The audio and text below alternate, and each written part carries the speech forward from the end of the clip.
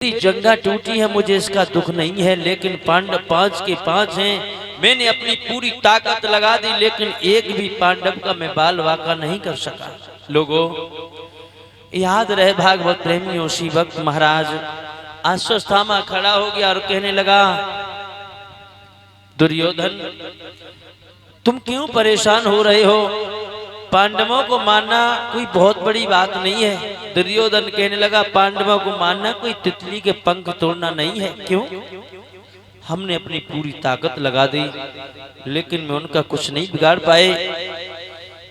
दुर्योधन से अश्वत्थामा समझा करके कहने लगा, आप चिंता न करो, आज ही रात्रि में 5 पांडवों के सर काट करके तुम्हारे कदमों में लाकर डाल दूंगा। इतना कहकर के अश्वत्थामा चला जाता है। लोगों, रात्रि का वक्त हुआ, संयोग बस जिस डेरों में पांडव सोया करते थे, उसी डेरों में द्रौपदी के 5 पुत्र सोए हुए हैं। अश्वत्थामा नहीं समझ सकता, आगे बढ़ा। उसने समझा 5 पांडव सो रहे हैं, हाथ में तलवार ली है। 5 पांडवों के जो पुत्र थे, पांडवों के स्वरूप, उनके सर काट दिए।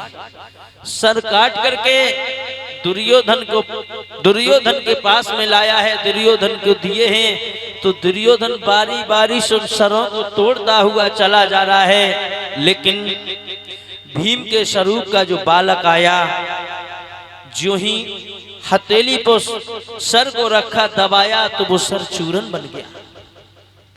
जैसे ही सर टूटा, दिमाग में झटका लगा, भीम इतना कमजोर नहीं था जो मेरे हाथों से उसका सर दबाने से टूट जाए। लोगों, दुर्योधन मन में विचार करने लगा, कोरे अश्वत्थामा, तूने मेरे कुल का नाश कर दिया, मेरे कुल का दीपक बुझा दिया। मुझे ऐसा प्रतीत होता है कि जो पांडवों को स्वरूप 5 पुत्र थे, उन्हीं के तू सर काट के लाया।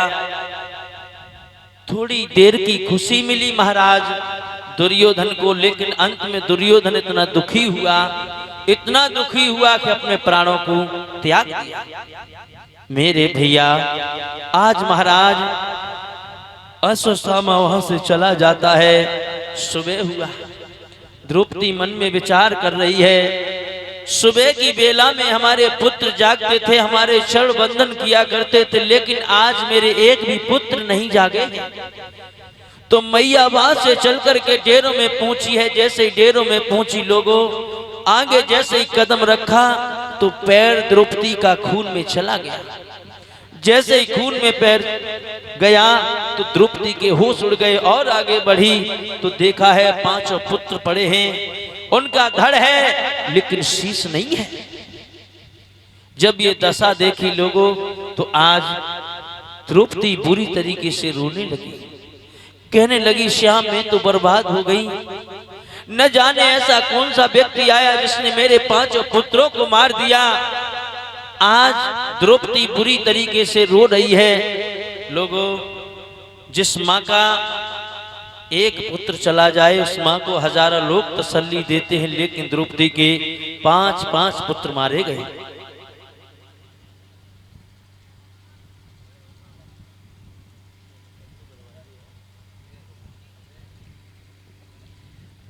आज द्रौपदी बुरी तरीके से रो रही है।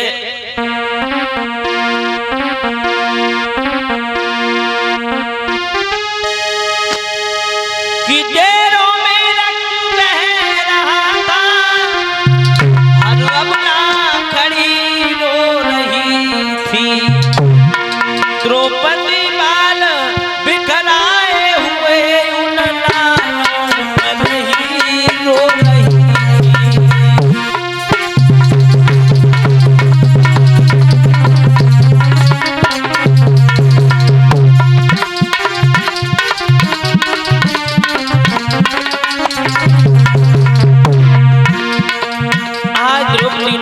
पर बुरी तरीके से रोती है। द्रौपदी बाल बिखराए हुए पर ही रो रही थी।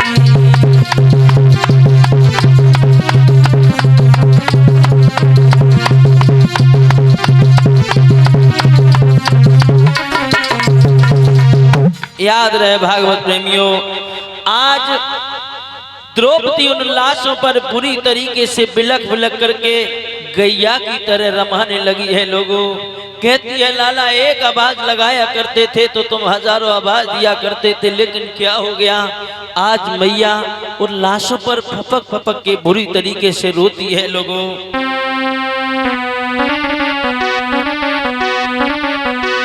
अरे मैया रोई रही और लेके लाशया जनकी दुखिया,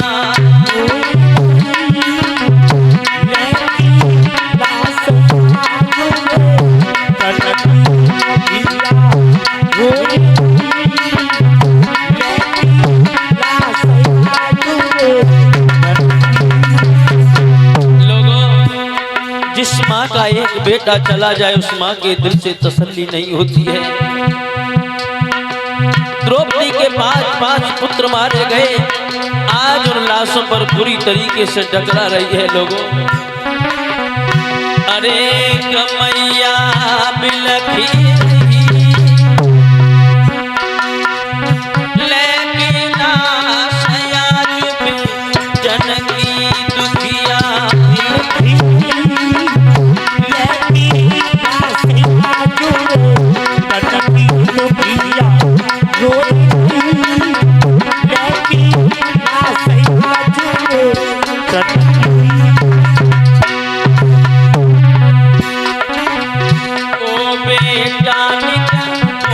सुनाई दे, ओ बेटा बोला सुनाई दे, जा मैया तीर बनाई दे, जा मैया को तीर बनाई दे, अरे कहीं लगी अधिक मकी लेकिन आशया चुपे जनकी लगी,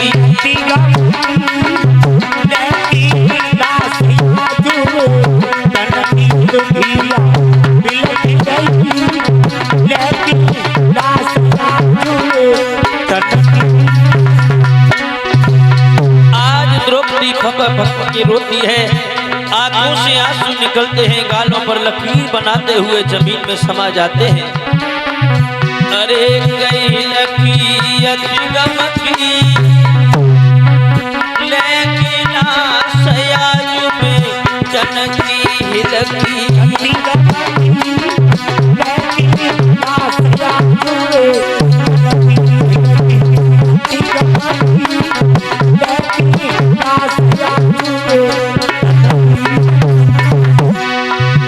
आज कहती है श्याम, अरे कन्हैया का हो तुम्हें तो बर्बाद हो गई, मेरे पास कुछ नहीं बचा।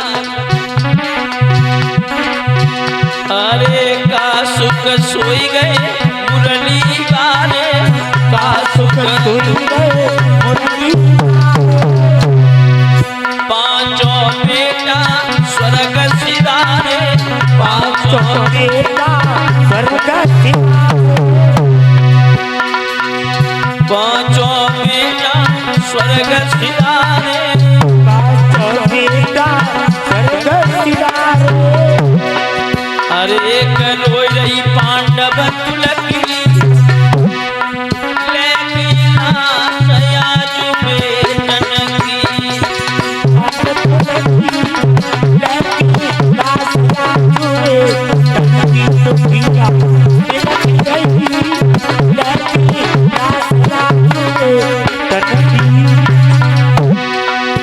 कभी उस बेटा के पास जाती है, कभी उस पुत्र के पास जाती है, कभी इस पुत्र के पास आती है, कहती है लाला लाला एक बार मुझे माँ कहो, एक बार कहो माँ।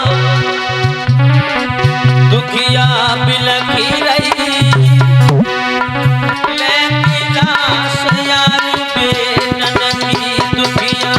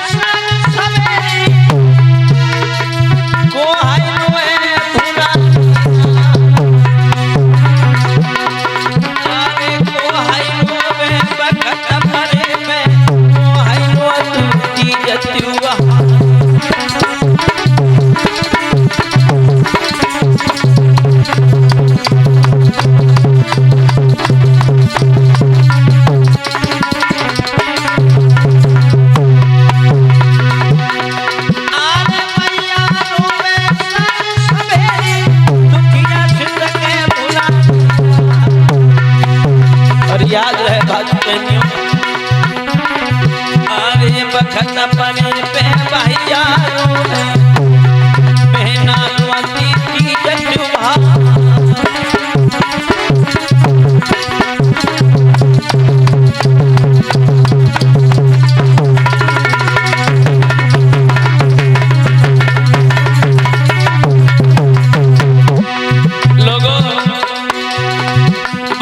ऐसी बात होती है कि चाहे आपका कितना भी कोई दुश्मन हो और अपनों की याद वक्त पर बहुत आती है लोगों, अपना अपना होता है। आज मैया बुरी तरीके से रोती है लोगों,